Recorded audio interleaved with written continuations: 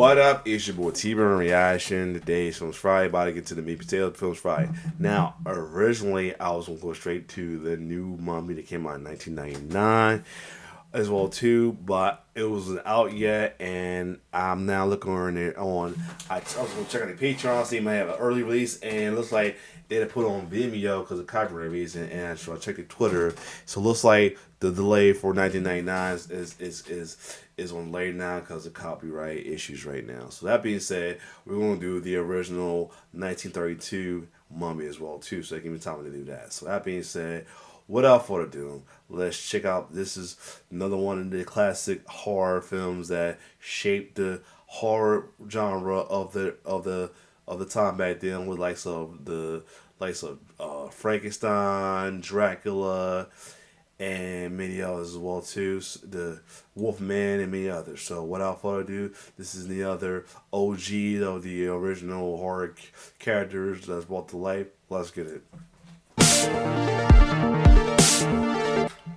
Welcome to the Kill Count, where we tally up the victims in all our favorite horror movies and show you how they were made. I'm James A. Janice, and today we're looking at The Mummy, a classic Universal monster picture from 1932. We've already covered Dracula and Frankenstein, both of which were released by Universal in 1931, very successfully. The Mummy was next in line, coming out about a year after Frankenstein, and continuing the Universal Monsters franchise, which would go on to see a pantheon of icons and tons of crossover films between them. But missing amongst all those monster mashes was The Mummy, the only monster, besides the latecomer Gilman, who never hung out with the other guys. Maybe it's because his movie ain't that great. I love the classics, especially Frankenstein and my boy the Invisible Man, but The Mummy's gotta be the one that holds up the least. Like, Dracula feels its age too, but it's still engaging and exciting. The Mummy is a slog to get through. It looks old, it feels old, the characters are old, this thing is nearly crumbling apart. It's one dusty-ass movie, but it does have occasionally creepy moments and a cool character for the canon, the High Priest Imhotep, who walks around this movie disguised as a guy named Ardith Bey. He's played by Frankenstein himself, Boris Karloff, who gets to be commanding and electric, as opposed to Frank, who is more non-verbal and confused, and also electric, but in a different way. As cool as he is, Imhotep never showed up again in any sequels. Universal did make more Mummy movies, but all 5 of them, including the Abbott and Costello crossover, focused on a mummy named Kharis, who provided the more stereotypical depiction of the bandaged, shambling mummy. That ain't Imhotep's game. Of course, the character would be featured in the 1999 remake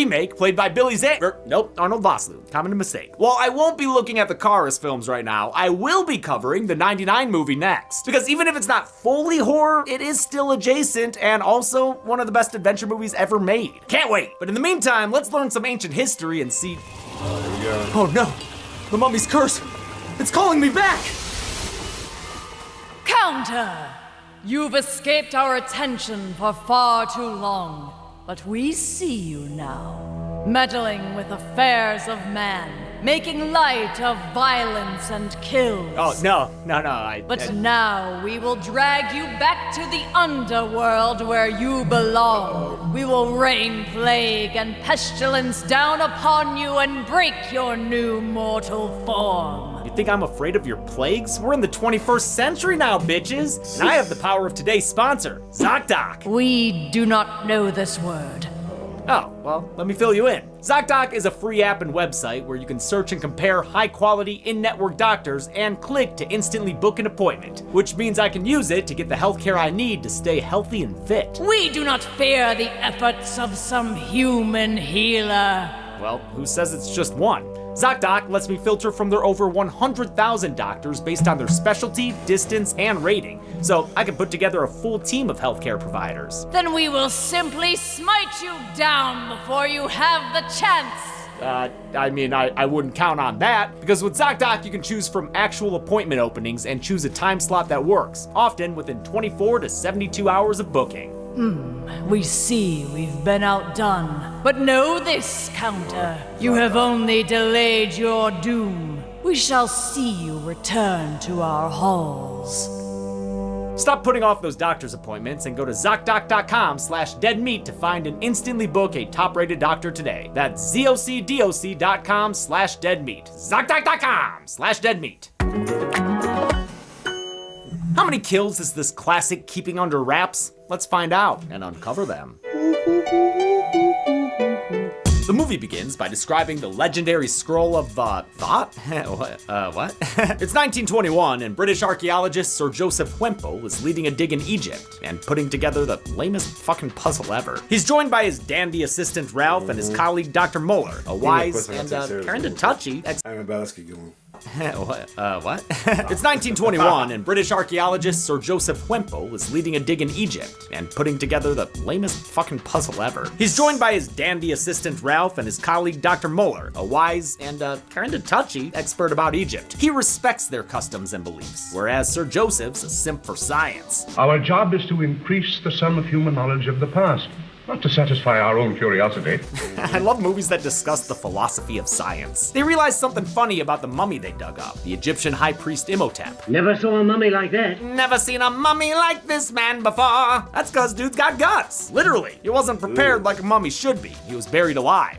Must have lost match to the Undertaker. They realized he was probably executed for sacrilege. Maybe he got too gay with the Vestal Virgins in the temple. And being like super gay. Imhotep only looks like a bandaged mummy for a few short minutes, so it's wild that they spent 8 hours applying the effect. It was done by Jack Pierce, the legendary makeup artist who had already worked with Boris Karloff doing Frankenstein's effects. He'd go on to do plenty of other iconic looks, but he always considered the mummy his favorite. He used Fuller's Earth, beauty clay, cotton, spirit gum, and 150 feet of linen bandages, which were burned and treated to look old. By the end of the process, Karloff's face was so hardened he couldn't speak. He must have teared up through this whole process. I can't and hold imagine. his breath as well, I'm Jesus. sure. They also didn't account for bathroom needs, so Karloff had to just hold it in for the entire shoot day. Oh, Removing Lord. it took 2 Cannot extremely imagine painful hours. Karloff later called it the most trying ordeal he ever endured. Imhotep was buried alongside a golden casket with a warning on it. Anyone who opens it will receive death and eternal punishment in the name of Amun-Ra, the king of the gods! Boys, I love it. Well, let's see what's inside. Muller's like, no, you fucking idiots, can't you read? But Whemple and Ralph are like that Eric guy in the Evil Dead remake. They just want to be cursed. Whemple tells Ralph he'll distract Muller, and while the unks are outside, Ralph lifts that lid like you were raiding the Lost Ark. Damn, dude, not scared of like acid gas or nothing? Inside, he finds the Scroll of Thoth, which contains a spell that can raise the dead, as Isis did with her husband Osiris. The Scroll of Thoth is fictional, but was somewhat inspired by the Book of Thoth and the Egyptian Book of the Dead. The Book of the Dead. Hey, wait till next week, you two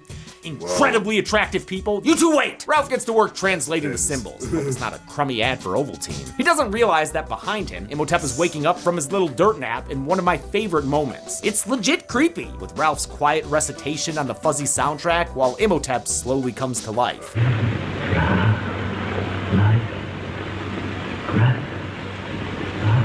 But then things get dated as hell with Ralph's Tex Avery scream and subsequent Mentee B that leaves him howling like a lunatic. Lord. Jesus, dude, dial it back a bit. Whemple comes back to find Ralph cackling. Oh, man, he's probably gonna have to hear him hiccup all day too. Also, their mummy's gone, and you know what they say, no mummy, mo problems. Ralph says the mummy Really? got up and No walked mummy, mo away. problem? Whemple the skeptic assumes it was stolen. He doesn't have to discipline Ralph for losing it though, because he laughs his ass into an off-screen early grave. Yep, that's a wrap on Ralph. Unlike Dracula and So he laughed himself to death. Something that Judge Doom warned folks about. Frankenstein, The Mummy wasn't based on a book. Instead, the idea came from Carl Laemmle Jr., who was basically the Kevin Feige of the Universal monster movies. Laemmle was inspired by the 1922 discovery of King Tut's tomb by British archaeologists. The rumor of a curse sprung up when the dig's benefactor died from an insect bite at the tomb. By 1930, 14 deaths were supposedly tied to the dig, and public interest was at an all-time high. Laemmle figured the fad would make for a perfect monster movie starring Universal's top horror star, Karloff the Uncanny. We time jump 11 years to the movie's present of 1932. Sir Joseph's son Frank is leading another Egyptian dig because the British, they just can't fucking help themselves. His team hasn't found anything, and it's almost the end of the dig. So thankfully help arrives in the form of... Wait, I'm sorry. That is clearly 2 children underneath a robe. This Fez enthusiast introduces himself as Ardith Bey, an Egyptian historian. In actuality, it's Imhotep, the mummy from the beginning. He's taken the past decade to unwind and really reinvent himself, you know? His pseudonym's an anagram for Death by Ra, Ra being the ancient Egyptian god of the sun. Kind of an Alucard situation we've got going on here. For the Ardith Bey look, the makeup team created wrinkles using either cotton strips or dried spirit gum. It's unclear. Ardith has some unbelievable news for Wemple Jr. He's found the lost tomb of Princess Anxinamu, who, like, totally wasn't his girlfriend or anything. Seriously, she's like, it was, like, not at all. Come on, stop. Still, he'll leave them there so they can dig her up. We Egyptians are not permitted to dig up our ancient dead. Only foreign museums. Oh, he said that with spite. Not surprising, since the British Museum is a bit controversial when it comes to artifacts from other nations, like the Rosetta Stone, especially since a lot of it was acquired like this. Those slaves' backs gonna be howling in the morning. Thanks to all that forced labor, they uncover the princess's tomb. They send its contents, including the princess's mummified body, to a museum in Cairo. Oh wow, they actually kept the artifacts in Egypt? I think it's a dirty trick, this Cairo Museum keeping everything we found. That was the contract. Oh, okay, there it is. You know they wanted to take that mummy back to London, no matter what Daddy Wemple says. The British Museum works for the cause of science, not for loot. See, the movie couldn't even say that without blinking. John Right. Wemple has joined his son in Cairo to oversee things, even though he couldn't oversee a mummy without losing it. Speaking of which, Ardith Bay swings by to visit the artifacts. He's why they found them after all, so they let him into the museum after hours. He sets up next to the princess's sarcophagus to bring his lover back using the Scroll of Thoth, which will also give her an OnlyFans, maybe? Oh, dude, be careful with that open flame. Both the parchment and your dry-ass mummy skin about Lord. to light up like a Duraflame log. Until it does, though, He's not he'll gonna- keep saying his lover's name. Anxinamu. That's bad news for the nearby socialite Helen Grosvenor. She's heavy with ennui over the modern British lifestyle in Cairo and nostalgic for the ancient Egypt of the pyramids. She's at a fancy gala with Dr. Muller when a strange feeling overcomes her, thanks to Imhotep's mummy magic. Imhotep. Yes, that's your name. Very good, Shit. Imhotep. Helen's put into a trance that lasts all the way through the coat check and ordering herself an Uber? Damn, dude, what's the duration on that spell? It persists as the car takes her to the Cairo Museum. Look, you remind me of Black a little bit in a way. Hell, I gotta take care of something. Be right back. I'm bad. Let's keep going. She feebly tries to get inside before feebly fainting on the stoop. Luckily, Frank Wemple's there to scoop-a-doop her up and take her back to his and his daddy's place. Oh wow, this is exactly why they have fainting couches. Helen's a real sleepy time chatterbox, repeating Imhotep's name and babbling in ancient Egyptian. Not heard on this earth for 2,000 years. Then how'd you recognize it, dude? Muller and Joseph convene in his office, leaving Frank to look after Helen. When she comes to, he fills her in on what happened and learns that she's half Egyptian. We already found that out earlier, because we ordered her exposition as an appetizer. Her father's governor of the Sudan, English of course. Her mother Egyptian. After Carl Laemmle decided to make a mummy movie, he needed somebody to write it. An initial treatment was done by Nina Wilcox Putnam and Richard Shayer. Called Cagliostro, it involved a magician who lived for centuries. Screenwriter John Balderston adapted it, and presto changeo, made the magician a mummy. He named him Imhotep, Nice. after the real-life 3rd Dynasty Egyptian, a chancellor and high priest who lived almost 5,000 years ago and was later deified. Balderston had written the American stage adaptation of Dracula, which became the basis for the film version in 1931. He took a lot of that story's elements for The Mummy, and I mean a lot. They both feature an undead antagonist yearning for a romantic partner they feel is meant for them. In Dracula, a cross keeps the vampire at bay. In The Mummy, an amulet of Isis does the trick. Both romantic interests have a young, modern suitor. John Harker and Frank Wemple, both of them played by David Manners. About to say, And then, Edward the Van same Sloan guy. plays the same kind of elderly Wow. expert in both. Dr. Muller here and Van Helsing in Dracula. And bonus, his character in Frankenstein was the same kind of dude too. Frank starts hitting on Helen and bragging that he's the one who found the princess's tomb. When we came to handle all her clothes and her jewels and her toilet things, Damn, talking about her toilet things and how he stripped the bandages off of her? Helen's kind of disgusted, but he has a good defense. science, you know. He also says he fell in love with the Science. princess's dusty ass. Her? Egg Sinamun? Then he says Helen reminds him of that 3,000-year-old corpse. Shouldn't this dude have a Union Jack instead of a giant red flag? Frank continues to shoot his shot in the weirdest way imaginable as Joseph and Muller are called to the museum. Earlier, a night guard had come across Imhotep. Now the night guard is dead, apparently of shock. But his body isn't the only thing Imhotep left behind. He accidentally dropped the Scroll of Thoth, too? Really, man? Probably should have held onto that thing a little tighter. Back at the house, Frank and Helen are turning up the heat. She's laying back and ready for pillow talk. I love old movies made before the Hays Code. They get away with a level of horniness that would not fly after 1934. Don't you think I've had enough excitement for one evening?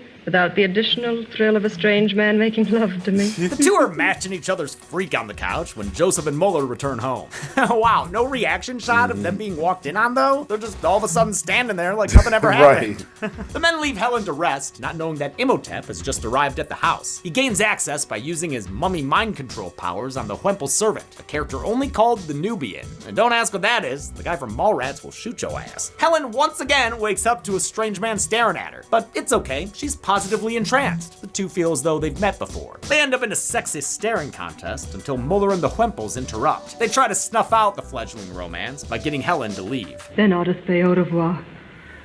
But we must see each other again. But she'll be back. She'll be back. Everyone drops the Ardith Bay shenanigans when Mueller takes out a picture and is all like, "This you?" Imhotep demands Mueller return the Scroll of Thoth to him, saying if he doesn't, he'll be cursed, like Nathan Fielder. Mueller says that ain't happening, and that he'd love to kick Imhotep's papery ass. But your power is too strong. But he can't, I guess. I love a villain whose powers are told to us rather than shown. We do get to see some of his powers soon enough, after Mueller says they need to burn the Scroll of Thoth. Whemple gives a curt and angled response. It's true. It's true. From afar, Imhotep watches Give a curt. Yo, I love James Show. Whemple through his little wishing well. Oh damn, that thing's got multiple camera angles too. Joseph tries to burn the scroll in his fireplace, but Imhotep puts a stop to it by giving the guy a heart attack. Guess it's Jover for that plan. To cover his tracks, his man on the inside swipes the scroll and leaves a burnt newspaper in its place. The Nubian was played by Noble Johnson, a black actor who was also in King Kong right after this. Okay. Johnson began acting in the silent era. Cool, I ain't gonna lie. I thought he was I thought he had a little black face. No, he's the actual black actor. Okay, nice. Kept working when sound came around, a transition that not every actor was able to make. He was also president and co-founder of the Lincoln Motion Picture Company, a studio that made movies for black audiences that portrayed black characters as real people instead of caricatures. Frank grieves over his father, but refuses to believe that Ardith Bay is a mummy. I mean, come on, that guy, a mummy? What about him says mummy to you? You must be out your ever-mumming mind. But one thing Frank does believe in is Helen's hotness, so he joins Mueller for a visit to her hotel. On the ride over, while Frank cocks his hat and serves lutes, Mueller checks the charred bits from the fireplace. He realizes they've been tricked. Parchment doesn't burn at that temperature. It was just paper, so Imhotep must have the scroll again. Damn, that thing's getting passed around like a hot potato. A Thoth potato. Mueller gives Frank an amulet to wear in the shape of Isis to protect him from evil. Imhotep's eyes get a glowing again, which was done by dimming the set's lights while focusing two baby spotlights into Karloff's eyes. Director Carl Freund had done the same trick with Dracula, where he was the cinematographer. The Mummy was Freund's first time directing, but he drove Dracula's production in a big way. He also shot freaking Metropolis and has been credited with inventing the dolly shot and being the first to use a handheld camera. Or rather, stomach held, since he would strap it to his belly. He'd go on to shoot I Love Lucy, where he invented the sitcom lighting style and perfected the 3-camera system. Wow. With his glowy eyes, Imhotep takes control over Helen, who's trying to take control over a good boy. Oh, he does not want to go that way. Aw, sorry, buddy. Mommy's busy being a mummy's booty thrall. He charms her even more with his decor. Ancient Egypt. Nothing modern. He says, wait a minute, you ain't seen nothing yet. A cool shot takes a dive into his swirly, smoky looking pool, transitioning us into a flashback to the 18th dynasty in ancient Egypt. Back then, he was a high priest of the Temple of the Sun at Karnak, and she was the Princess Ankhsenamu, daughter of the Pharaoh Amenephis the Magnificent. Their forbidden love came to an end when she fell ill, and Imhotep was unable to save her from dying. Stricken with grief, he snuck into her tomb after her burial and attempted to bring her back from the dead using the Scroll of Thoth. The guards broke in before he could finish the resurrection, but hey, it's the Thoth that counts. The Pharaoh sentenced Imhotep to death and ordered the scroll be buried with him so no one could ever try to raise the dead again. Fair enough. Oh, that flimsy prop looked real cheap.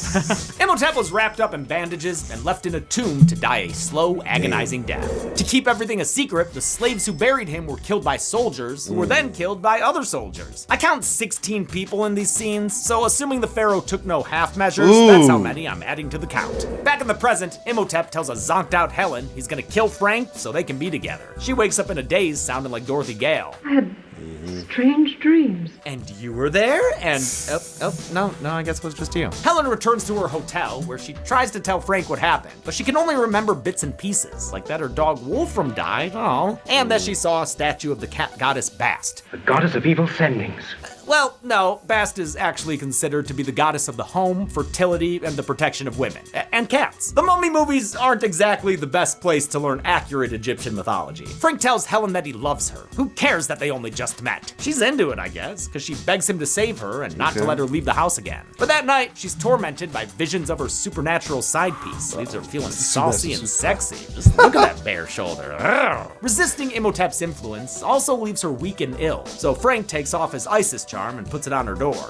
Good job, dumbass. You basically rolled out the murder welcome mat. Imhotep tries to take advantage and give Frank a remote heart attack, but he grabs the charm just in time to avoid getting added to the count. Still gets knocked out cold though, allowing a tranced out Helen to walk over his prone body and straight out the door. Helen wakes up at the museum, but Imhotep tells her she ain't Helen no more. She's Princess Ankhsenamu. And at first, I was afraid. she was mummified, thinking she would never live without him by her side. But now she's back, and majorly impressed by his grand romantic gesture. No man has ever suffered for woman as you suffered for me. John Balderson's script described Helen as a dark girl of Egyptian appearance, resembling the bust of Nefertiti in the Berlin Museum. Production didn't really follow that, and instead went with Zita Johann, a Hungarian-born actress from New York. Johann looked down on Hollywood compared to Broadway, and only did The Mummy to fulfill a contract with Universal. She didn't mind the paycheck it offered, though, and was actually pretty into the role. She had a real-life interest in the occult and believed in reincarnation. Johann seemed like a spitfire, headstrong and determined. In 1932, that must have been a disaster. In fact, she butted heads with director Freund, who forced his cast and crew to work well past the modern 12-hour limits that didn't exist back then. At one point, he made her stand against a board for 2 days so she wouldn't get a crease in the skirt she was wearing for a particular scene. He also apparently tried to get her to do a scene topless, so yeah, she wasn't a fan. She did love Boris Karloff, though, who I always forget was only 5'11". Above average height, but not the towering figure we think of him as. Imhotep says Ankhsenamun's soul is currently stuck in a mortal body, kinda like her original body, which is in this coffin locked inside a case. Luckily, he has the keys. Oops. For whatever reason, he burns her old body, and damn, look at that thing go up. Damn. Originally, there was supposed to be a montage here showing how the two had been lovers. Hold on a second. All right, I'm back. Let's keep going. Throughout the ages. Ancient Rome, Viking times, Middle Ages, etc. They cut it to avoid slowing the movie down. Imhotep leads her to the embalming room with an altar of Anubis, the jackal-headed Egyptian god. The guide of the dead. I love him telling her who Anubis is like she wouldn't know. She was a princess, dude. He tells her his plan to make her immortal. He'll kill her, mummify her, and resurrect her so she can be his forever bride. She starts to get cold feet. No, I'm alive. I'm young. I won't die. Dr. Moeller wakes up Frank and explains Imhotep's plan, just in case the audience wasn't paying attention. He's going to kill her and make her a living mummy like himself. They arrive at the museum to see smoke coming from the chimney, but they haven't settled on a new pope just yet. Helen suddenly remembers her past life as a priestess, so she prays to Isis and begs for the goddess's help. The statue of Isis sets the scroll of Thoth on fire, breaking the spell of immortality that has been keeping Imhotep alive. It reduces the mummy to a dusty pile of bones. And yeah, I'm counting this as another kill. Why shouldn't I? The movie ends with Frank once again scooping Helen into his arms. Wow, what a crazy night at the museum. Which poor soul's got the worst of the mummy's curse? Let's find out and get to the numbers.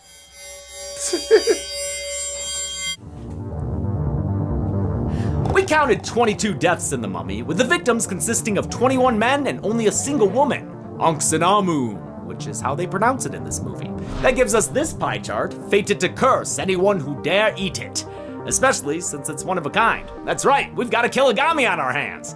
With a runtime of 73 minutes, The Mummy had a kill on average every 3.32 minutes. I'll give the Golden Chainsaw for coolest kill to Imhotep, the man, the myth, the mummy. The effects may not blow away modern audiences, but they did the trick for the time. Dal Machete for lamest kill goes to the guard of the museum. A lot of the kills in this movie happen off screen, but he doesn't even get a crazy laughing fit before he goes. And that's it. The Mummy came out during the Christmas season of 1932 and did great at the box office, solidifying Universal as a home for horror. It inspired a beloved remake in 1999, a much less beloved reboot in 2017, and an upcoming film from Evil Dead Rise director Lee Cronin. Can't wait for that one. I'm only gonna look at the 99 one for now, so until next week, I'm James A. Janice. This has been the Kill Count. On the next Kill Count. Prepare to embark on the adventure of a lifetime. Beneath the sands of Egypt, a great evil has been awakened.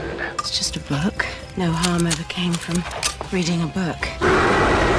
Now it's up to a small band of heroes to stop the end of the world. Give me frogs, flies, locusts! As you wish. What have we done? The Mummy is a remake of the 1932 classic, and a better film in pretty much every way. It's filled with horrifying chills and action-packed thrills. You can watch an exciting biplane and experience a bi-panic, starring Rick O'Connell, the dashing explorer. I only gamble with my life, never my money. Evelyn Conahan, the brains and the beauty. I am a librarian. The High Priest Imhotep, resurrected as the Walking Dead. And some guy named Benny. He's a bit of a slime ball, but we love him anyway. Goodbye, Benny. This week, flock to the theater and witness the terror of The Mummy. Oh, I've dreamt about this since I was a little girl. You dream about dead guys? Then this Friday, death is only the beginning for the kill count, only on Dead Meat. Rescue the damsel in distress, kill the bad guy, and save the world. The Mummy can currently be watched on the pictured streaming platforms. Demi always recommends you watch the movie for yourself before its kill count. It's the only way to have your own properly informed opinion. Kill counts are never meant to replace the experience of watching a film. Thanks a lot for watching this. Alright, cool. There you have it, though. So, unfortunately, that one right there was what we want to react to, but right now it's dealing with some copyright issues, so that's not happening. Other than that, if you like my reaction, like, share, subscribe to my YouTube channel. It's your boy T-Bird signing off. One love.